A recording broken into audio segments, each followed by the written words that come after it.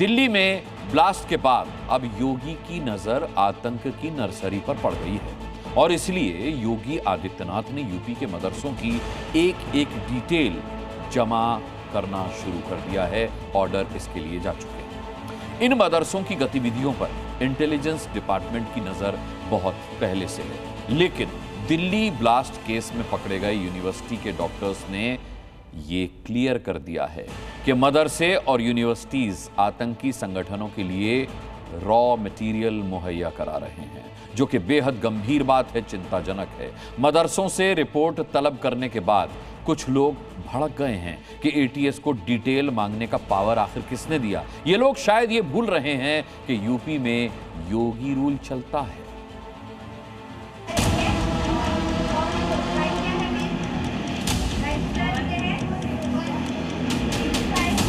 क्या दारुल उलूम गौसिया हबीबिया मदरसे में टेरर का लेसन पढ़ाया जा रहा है? ये पाकिस्तानी आइडियोलॉजी लेके आए हैं। क्या मदरसे में मुस्लिम बच्चों को सिर तन से जुदा के नारे को जमीन पर उतारने के लिए तैयार किया जा रहा है? सर तन से जुदा ये पाकिस्तान नहीं है, ये हिंदुस्तान है। अगर मदरसे में कट्टरपंथ की किताब पढ़ाई जा रही है तो ये नहीं चलेगा। इनको ये नहीं पता कि ये योगी का राज है, यहाँ बाहुबलियों का मिट्टी में मिला देने का सिस्टम है। मैसेज लाउड एंड क्लियर है। आतंकी नर्सरी को पनपने से पहले ही रौंदने की तैयारी सीएम योगी ने बहुत पहले से कर रखी है। उसको मौलवी बनाना चाहते हैं, कठपुल्ला बन के उड़ते इसको ले जाना चाहते हैं, ये नहीं चल सकता। आतंकी चाहे यूनिवर्सिटी की लेबोरेटरी में तैयार किए जा रहे हों या फिर मदरसे में, जमींदोज होना तय है। यूपी के कौशाम्बी में एक मदरसे में चल रही देश विरोधी गतिविधियों की शिकायत किसी और ने नहीं बल्कि स्थानीय भाईजान ने ही की है। सवाल ये है कि क्या ऐसी ही देश विरोधी क्लास यूपी के दूसरे जिलों के मदरसों में भी लगाई जा रही है? ऐसी आशंका उत्तर प्रदेश के एंटी टेररिस्ट स्क्वाड को लग रही है। तभी तो एटीएस ने प्रयागराज, प्रतापगढ़, कौशाम्बी, फतेहपुर, बांदा, हमीरपुर, चित्रकूट और महोबा के मदरसों को अपने टारगेट पर रखा है। नए ऑर्डर के मुताबिक हर मान्यता प्राप्त और गैर मान्यता प्राप्त मदरसे को अपने यहाँ काम करने वाले सभी शिक्षकों और छात्रों का व्यक्तिगत बैकग्राउंड, मोबाइल नंबर, स्थायी पता, आधार कार्ड डिटेल और दूसरे पहचान संबंधी कागजात एटीएस कार्यालय में जमा करवाने होंगे। ये प्रक्रिया सिर्फ डेटा कलेक्शन भर नहीं बल्कि सिक्योरिटी ऑडिट का हिस्सा है, ताकि किसी भी संस्थान में संदिग्ध तत्वों की मौजूदगी को समय रहते पहचाना जा सके।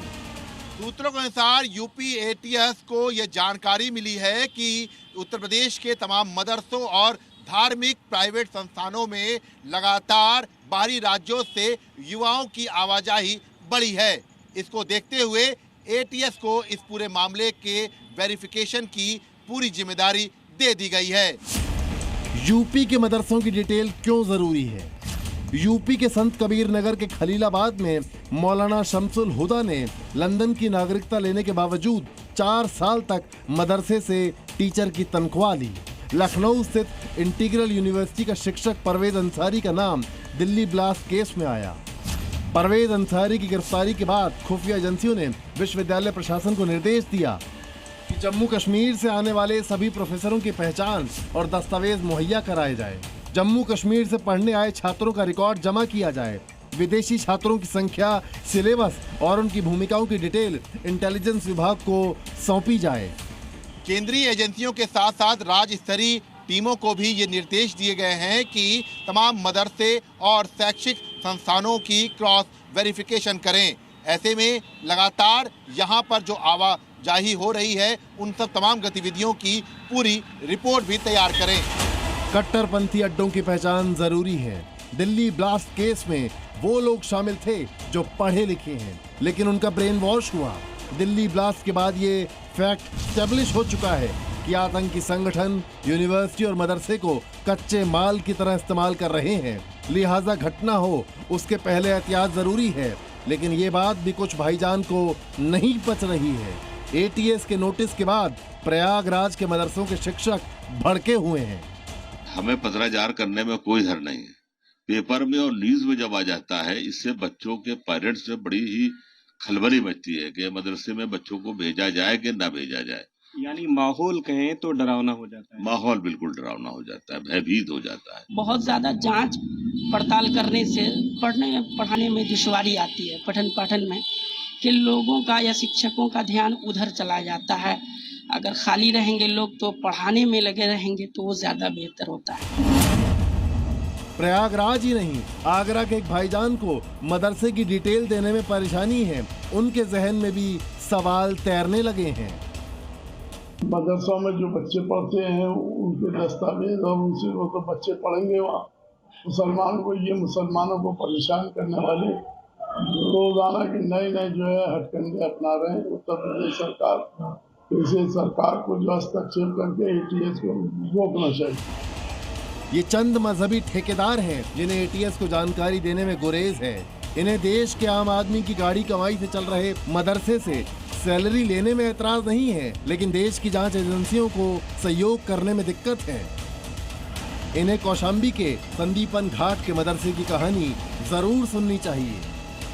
मदरसे में माइक बंद करके अजीब अजीब टिप्पणी की जाती है, पर्ची आती है तो वो बोलते हैं।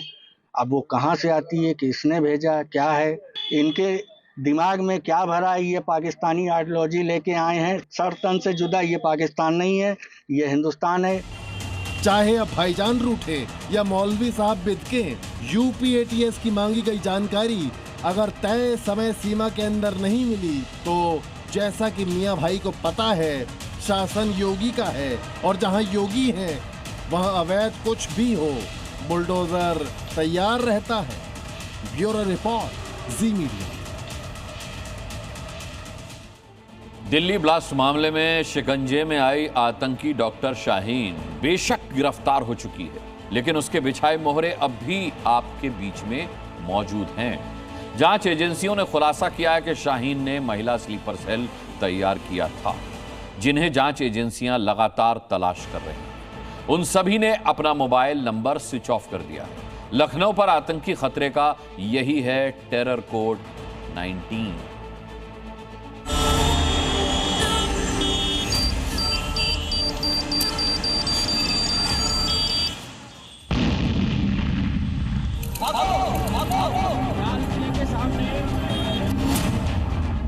Doctor Shaheen, doctor Parvez, doctor Arif, doctor Muzammil, doctor Ahmed Moinuddin Syed, Mohammad Suhail, Mohammad Salim Khan, Azad Suleman Shaikh. ये आतंक के वो चेहरे जिनके नाम के आगे डॉक्टर बेशक लगा है, लेकिन मंसूबे थे देश को दहलाने के। ये सब गिरफ्तार हो चुके हैं, कोई हैदराबाद से, कोई फरीदाबाद से, कोई गुजरात से, कोई उत्तर प्रदेश से, लेकिन खतरा अभी बाकी है। खास तौर पर योगी आदित्यनाथ के उत्तर प्रदेश पर, क्योंकि लखनऊ पर खतरे का टेरर कोड 19 घात लगाए बैठा है। ये टेरर कोड 19 क्या है ये बताऊं आपको, उसके पहले ये समझिए कि इनका सरगना कोई और नहीं बल्कि आतंकी शाहीन शाहिद है। एजेंसीज की जांच में डॉक्टर शाहीन की कानपुर में एक महिला विंग होने का खुलासा हुआ। इसमें 19 से ज्यादा महिलाएं हैं। माना जा रहा है कि शाहीन ने उन सभी का ब्रेन वॉश कर दिया था। आतंकी शाहीन की गिरफ्तारी के बाद अब 19 महिलाओं को लेकर गंभीर सवाल है। ये 19 महिलाएं कहां हैं? ये 19 महिलाएं किसके संपर्क में हैं? क्या वो कोई खतरनाक प्लानिंग कर रही हैं? क्योंकि कानपुर और उसके आसपास की महिलाएं हैं, इसलिए खतरा सबसे ज्यादा लखनऊ पर है। जांच एजेंसीज अब उन 19 महिलाओं को बहुत जल्द पकड़ने के लिए अलग अलग लोकेशंस पर छापे मार रही हैं। जांच एजेंसियां अब उन 19 महिलाओं की तलाश में जुटी हैं जो डॉक्टर शाहीन के लगातार संपर्क में थीं। कानपुर और कानपुर के आसपास के जिलों में इन 19 महिलाओं को तलाश किया जा रहा है जो डॉक्टर शाहीन के भाषणों से प्रभावित होकर कट्टरपंथी हो गई थी। जांच एजेंसियों को संदेह है कि ये 19 महिलाएं डॉक्टर शाहीन के ग्रुप की अहम सदस्य थीं। शतरंज के खेल में हर खिलाड़ी के पास 16 मोहरे होते हैं, लेकिन जरा सोचिए आतंकी शाहीन कितने खतरनाक मंसूबों के साथ आगे थी कि उसने अकेले कानपुर में 19 महिलाओं का ब्रेन वॉश कर अपने जैसा बनाने का प्लान किया। महिला स्लीपर सेल की संख्या बढ़ाने पर वो दिन रात काम कर रही थी। ये 19 मुस्लिम महिलाएं लगातार शाहीन के संपर्क में थीं। डॉक्टर शाहीन के आतंकी भाई डॉक्टर परवेज ने बहन के कहने पर दीपावली के आसपास एक गुप्त बैठक आयोजित करने की तैयारी की। ये बैठक होनी थी लखनऊ या कानपुर में। इसको नाम दिया गया था डॉक्टर्स सेमिनार का, लेकिन होता ये टेररिस्ट सेमिनार, क्योंकि उस सेमिनार में टेरर मॉड्यूल से जुड़े लोगों को शामिल होना था। लेकिन किन्हीं वजहों से ये सेमिनार हो नहीं पाया। सूत्र बताते हैं कि कट्टरपंथ की आड़ में शाहीन लेडी विंग की स्लीपर सेल को देश विरोधी गतिविधियों के लिए तैयार कर रही थी। शाहीन की गिरफ्तारी के बाद उन सभी के मोबाइल स्विच ऑफ हैं। पता ये चला कि इनके फोन की लास्ट लोकेशन कानपुर, फतेहपुर, कन्नौज और उन्नाव है। कई ऐसी महिलाएं हैं इसमें जिनका मोबाइल फोन स्विच ऑफ हो चुका है, लेकिन जांच एजेंसियां उनके मोबाइल फोन पे दर्ज पते, वॉइस चैट, वॉइस नोट और डिजिटल साक्ष्य को जुटा रही है, जिससे कि इन 19 महिलाओं तक पहुंचा जा सके। जांच एजेंसीज की माने तो इन सभी महिलाओं का इस्तेमाल किसी बड़ी साजिश के लिए होने वाला था। अब तक की जांच में खुलासा ये कि आतंक के बुर्का वाले मोहरे कानपुर और लखनऊ के इर्द गिर्द हैं। तभी तो लखनऊ में घर होने के बावजूद आतंकी शाहीन होटल्स में रुकती थी। अब जांच एजेंसीज उन महिलाओं तक पहुंचने की कोशिश में, ताकि वो यूपी में सबसे बड़ा खतरा बनने से पहले शिकंजे में आ जाएं। Tushar Srivastava, Zee media, Lucknow. White collar terror module की मैडम सर्जन यानी कि शाहीन सईद ने गद्दार गैंग में अपने भाई परवेज को भी शामिल कर लिया था। ये दोनों आतंकी भाई बहन जो थे वो दिल्ली धमाके की बेहद अहम कड़ी हैं। यही वजह है कि एनआईए इन दोनों की संपत्तियों की जांच कर रही है। इतना ही नहीं, एनआईए शाहीन के पिता की संपत्ति भी खंगाल रही है। अगर किसी भी तरह की वित्तीय गड़बड़ी मिली तो बुलडोजर का गुजरना तय है।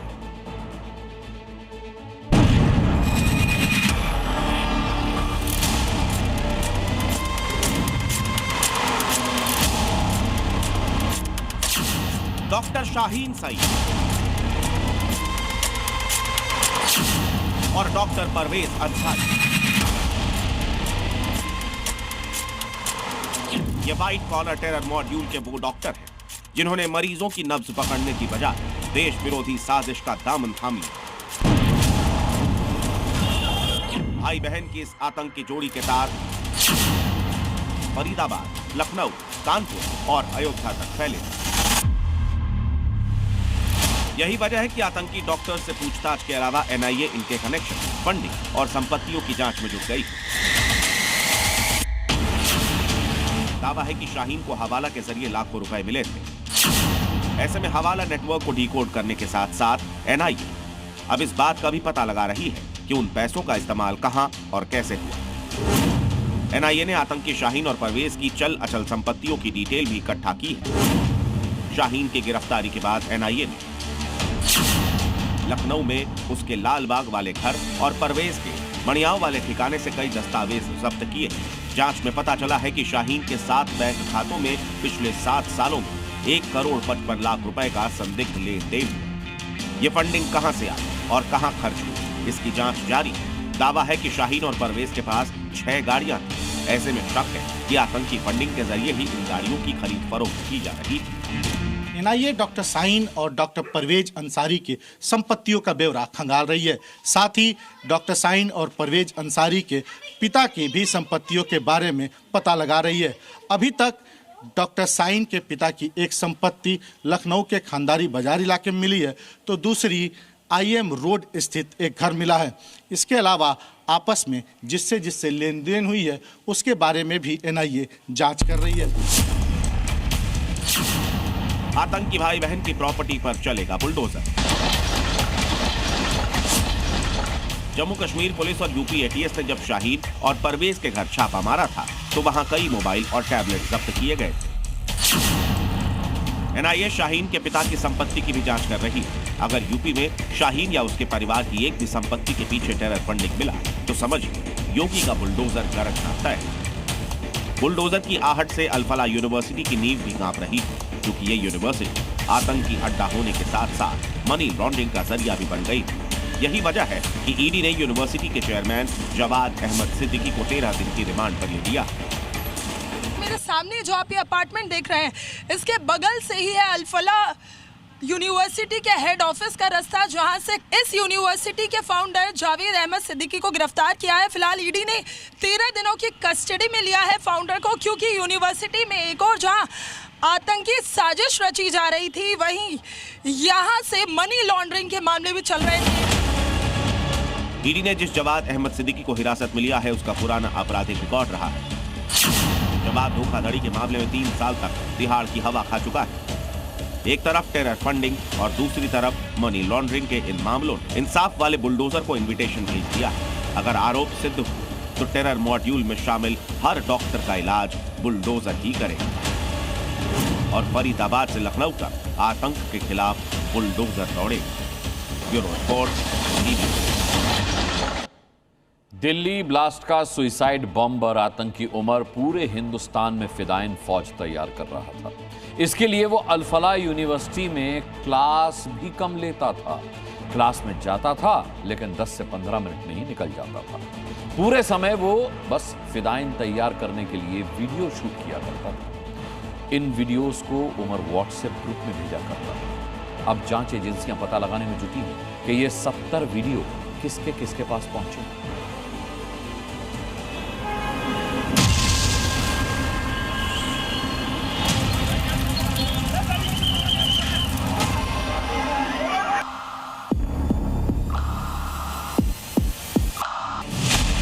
दिल्ली धमाके में फटने से पहले सुसाइड बॉम्बर डॉक्टर उमर ने तैयार किए थे 70 हथियार, जो डॉक्टर उमर के व्हाइट कॉलर मॉड्यूल के जिहादी प्लान को एक्सपोज करता है। आतंकी डॉक्टर उमर का मकसद सिर्फ फिदाइन हमला नहीं था, वो पूरे देश को दहलाना चाहता था।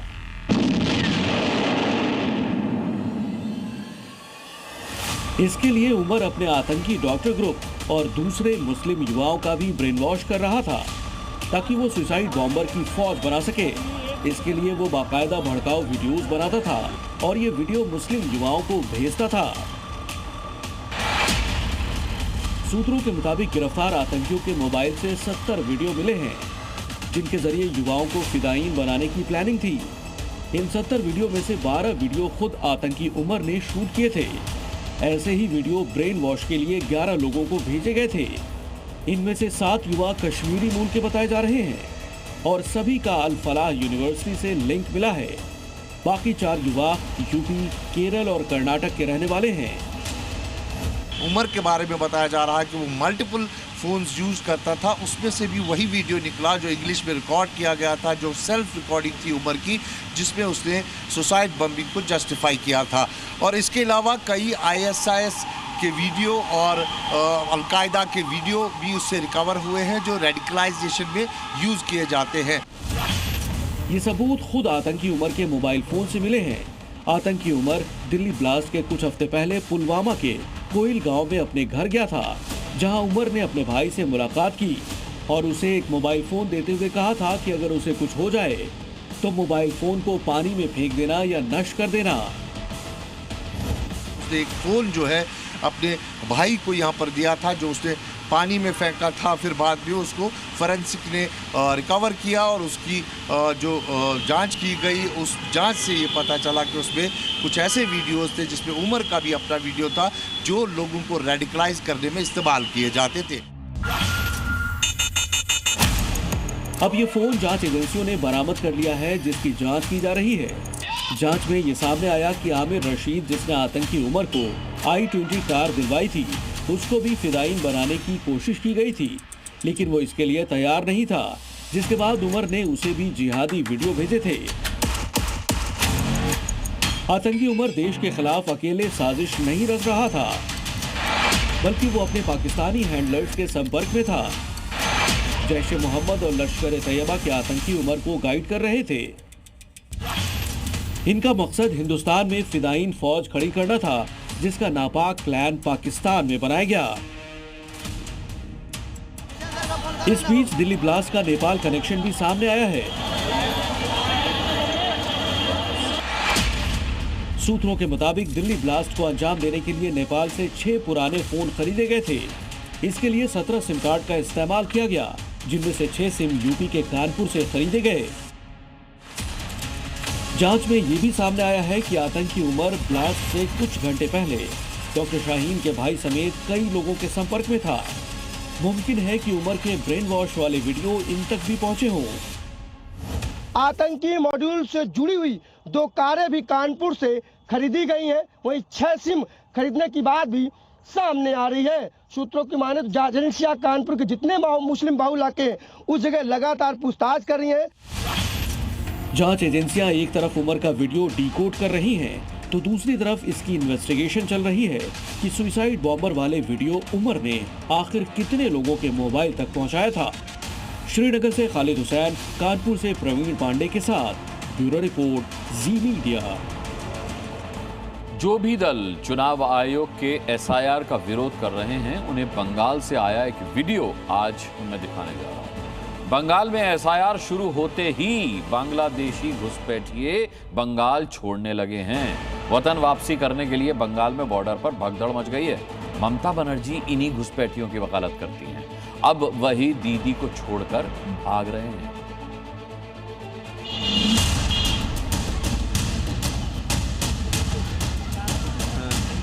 बंगाल में भी करने वाला है, अगर करेगा तो घेराव कर्मसूची करेंगे, पूरा घेराव होगा, पूरा आंदोलन होगा।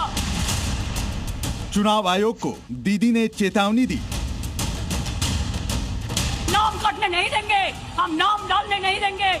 घुसपैठियों के लिए दीदी सड़क पर भी उतरी, लेकिन वही घुसपैठिए अब दीदी को छोड़कर वापस भाग रहे हैं। लंबी लंबी कतारें लगी हैं। बोरिया बिस्तर समेटे घुसपैठिए बांग्लादेश बॉर्डर पर खड़े हैं। पश्चिम बंगाल में चुनाव आयोग ने स्पेशल इंटेंसिव रिवीजन यानी एसआईआर क्या शुरू किया। अवैध तरीके से बंगाल में रह रहे बांग्लादेशी घुसपैठियों में भगदड़ सी मच गई। तस्वीरें पश्चिम बंगाल के बशीरहाट के पास बांग्लादेश बॉर्डर की हैं। बंगाल में बरसों से रह रहे इन घुसपैठियों के पास अब वापसी के अलावा कोई चारा नहीं बचा है, क्योंकि वोटर लिस्ट का शुद्धिकरण जो चल रहा है। हैरान करने वाली बात यह है कि इनमें से कोई 4 साल, कोई 5 साल और कोई इससे भी लंबे वक्त से बंगाल में रह रहा है। कई घुसपैठिए तो बंगाल में वोट भी डालते रहे हैं, मतलब वोटर लिस्ट में इनका नाम भी था। এনআরসি হচ্ছে যারা বাংলাদেশ থেকে অনুপ্রবেশ করছে তাদেরকে দেশের সরকার তাদের দেশে যাওয়ার জন্য বলছে। এখন এখানে ছিলাম বহুত দিন ধরে, এখন তো আপনার যাই হোক একটা ঝামেলা হয়েছে, আপনার ঘাটটা খুলে দিয়েছে, এই জন্য আমরা অনেকটা আসান পেয়েছি। 9-10 বছর এখানে কি করতেন? কোথায়? চাকরি না পারলে আর কি করবো, একটু মন খারাপ হবে তো। जाहिर है ये लोग न तो वीजा लेकर आए थे और न ही परमिशन लेकर, ये तो बंगाल में घुसपैठ करके आए थे। अब एसआईआर के चलते इन घुसपैठियों को पुराना भारतीय दस्तावेज जमा करना पड़ता, जो इनके पास होगा ही नहीं। इसलिए ये जैसे सीमा लांघ कर आए थे वैसे ही चुपके से वापस लौटने की कोशिश कर रहे थे। लेकिन बीएसएफ ने 350 बांग्लादेशियों को इस तरह से जाने से रोका और बांग्लादेश बॉर्डर गार्ड की मदद से उन सभी को अब कानूनी प्रक्रिया के तहत वापस भेजने का काम शुरू कर दिया है। बांग्लादेशी घुसपैठियों का वापस लौटना पश्चिम बंगाल की मुख्यमंत्री ममता बनर्जी के लिए किसी टेंशन से कम नहीं है, क्योंकि ममता बनर्जी ने सीएए, एनआरसी और एसआईआर का विरोध सिर्फ और सिर्फ इसलिए किया था क्योंकि इससे घुसपैठियों की पहचान होती। बीजेपी का तो आरोप ये भी रहा है कि घुसपैठिए ही टीएमसी का वोट बैंक रहे हैं और टीएमसी ने ही घुसपैठियों के वोटर कार्ड से लेकर आधार कार्ड तक बनवाए थे। ये बांग्लादेशी घुसपैठिए हो या रोहिंग्याज हो जो घुस कर आते हैं, पहले असम से भी आते थे जब कांग्रेस की सरकार, अब बंगाल से आते हैं टीएमसी की सरकार, घुस कर आते हैं। इनको आधार कार्ड दादा कौन देता है? नागरिक कहां के बने हैं? कहां के बने हैं? जितने बांग्लादेश से पकड़े गए 24 परगना जिले का आधार कार्ड और नागरिकता है मान्यवर। बंगाल से घुसपैठियों की वतन वापसी ने ये साबित कर दिया है कि एसआईआर का असर तो हो रहा है। ब्यूरो रिपोर्ट, जी मीडिया। बिश्नोई गैंग का छोटा डॉन भारत लाया जा चुका है। ये वही डॉन है जो 7 समंदर पार बैठकर भारत में बड़े बड़े अपराध को अंजाम दे रहा था। नेता हो या अभिनेता, सभी इसके एक फोन से कांपने लगते थे। लेकिन एनआईए अमेरिका से इस छोटे डॉन के पांव में पट्टा डालकर घसीटती हुई भारत ले आई और सलाखों के पीछे इसे पटक दिया।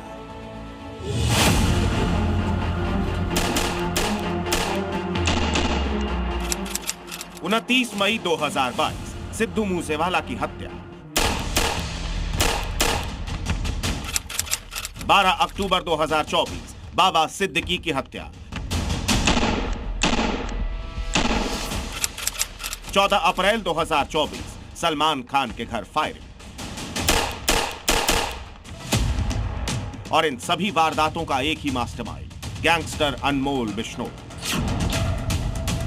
लॉरेंस बिश्नोई का भाई और उसकी गैंग का ओवरसीज हैंडलर अनमोल बिश्नोई भारत लाया जा चुका है। यह उस वक्त की तस्वीर है जब दिल्ली एयरपोर्ट पर एनआईए ने अनमोल को अपनी कस्टडी में लिया। अनमोल बिश्नोई कितना शातिर अपराधी है, इसका अंदाजा इस बात से लगा लीजिए कि जब तक एनआईए ने उसे अपनी कस्टडी में नहीं ले लिया, वो अमेरिकी एजेंसियों की निगरानी में था। अनमोल बिश्नोई को अमेरिका के एंकलेट मॉनिटर के तहत निगरानी में रखा गया था, जिसकी मदद से अमेरिकी एजेंसियां लगातार उसे मॉनिटर कर रही थी। एंकलेट मॉनिटर होता क्या है, अब ये समझिए।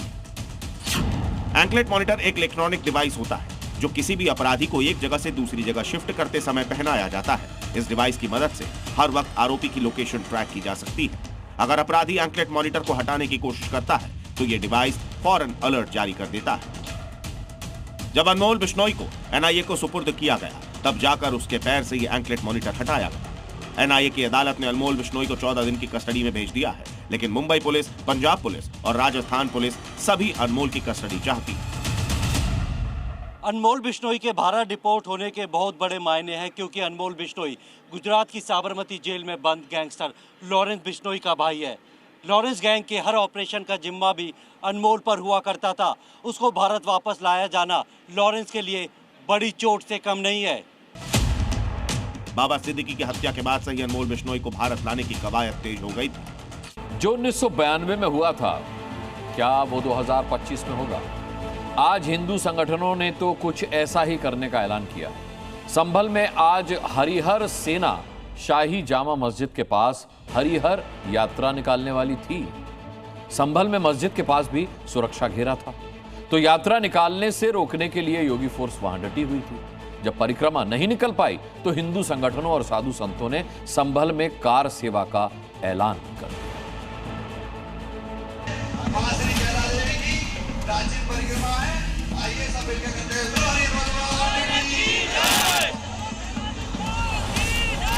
संभल 85% होने जा रहा है और अगली बार ये इस संभल के हरिहर मंदिर पर चढ़ाई होगी।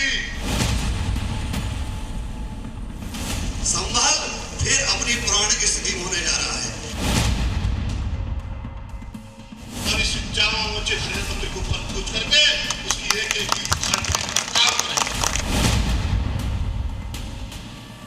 संभल में आज साधु संत भी जुटे थे, हिंदूवादी भी इकट्ठा हुए थे। इसी बीच भीड़ से ऐलान हो गया कि अगली बार संभल में हरिहर मंदिर के लिए ठीक वही काम करना होगा जैसा राम मंदिर के लिए बरसों पहले किया गया था। अयोध्या में राम मंदिर के लिए 90 के दशक में कार सेवा की गई थी, तो क्या संभल में हरिहर मंदिर के लिए कार सेवा की जाएगी?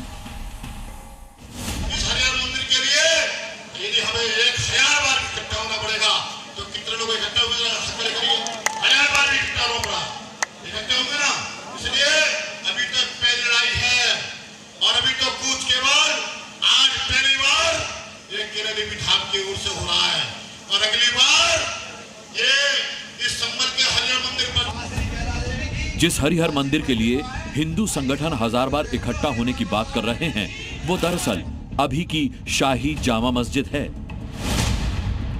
अभी जहां संभल की शाही जामा मस्जिद है, उस जगह को हिंदू संगठन प्राचीन हरिहर मंदिर मानता है। प्राचीन साक्ष्य भी दावा करते हैं कि उसी जगह पर भगवान विष्णु का मंदिर था।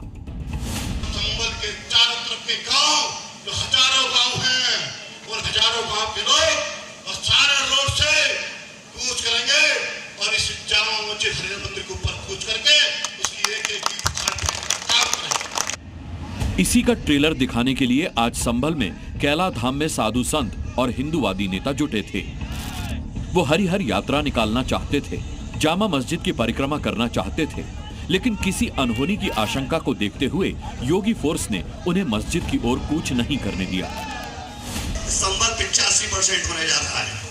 संभल फिर अपनी पौराणिक स्थिति में होने जा रहा है। संभल की पौराणिक पहचान लौटाने की शुरुआत तो योगी आदित्यनाथ ने पिछले साल ही कर दी थी।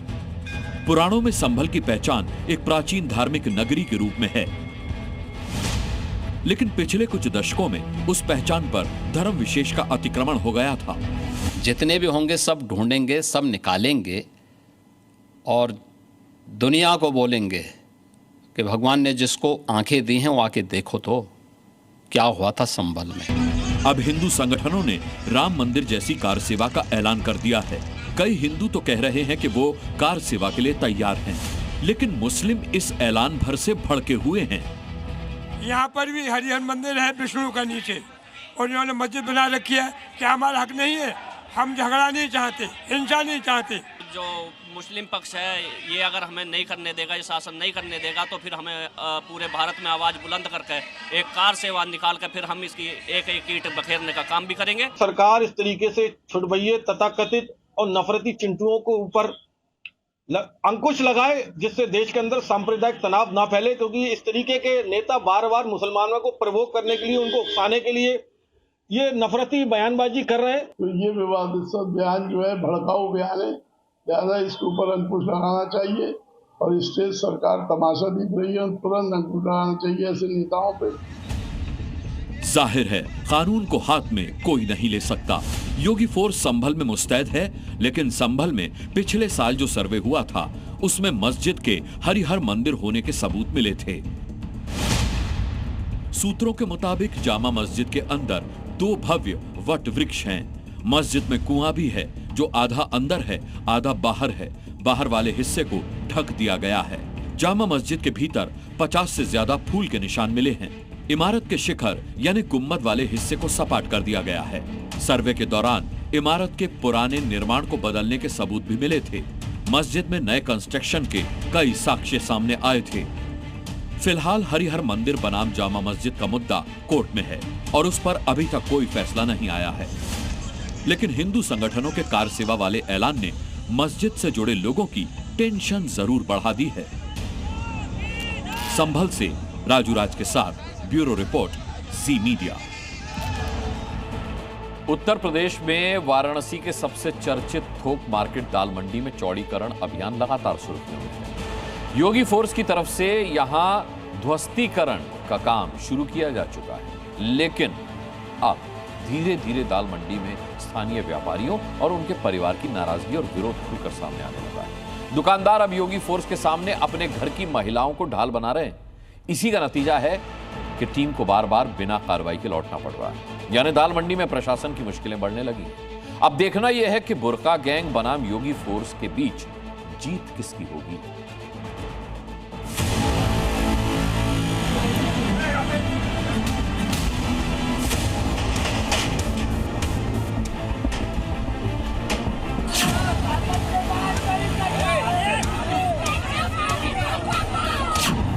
दाल मंडी में बुर्का गैंग वर्सेस योगी फोर्स।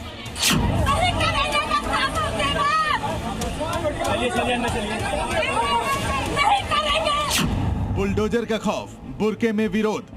हम लोग अपना मकान किसी कीमत पे नहीं छोड़ेंगे, चाहे हम लोग ऊपर बुलडोजर चल जाए। दाल मंडी के दुकानदार बुर्का गैंग को बनाया ढाल। सर हम यूथ है, हमारे पापा दादा परदादा यहाँ पे सर अभी टीवी लगा दिए हैं। मेरा नाम मोहम्मद शालिम है, मेरी पैदाइश सर यहाँ की है। नहीं सर, नहीं सर। कितनी बार तुम आए? कितनी बार तुम आए? हम नहीं आए सर। कितनी बार तुम आए? कितनी बार तुम आए? वाराणसी के थोक बाजार दाल मंडी में सामने बुलडोजर को देख बुर्के वाली ये महिलाएं अड़ गई। सड़क चौड़ीकरण की कार्रवाई के विरोध में योगी फोर्स के सामने दीवार बनकर खड़ी हो गई।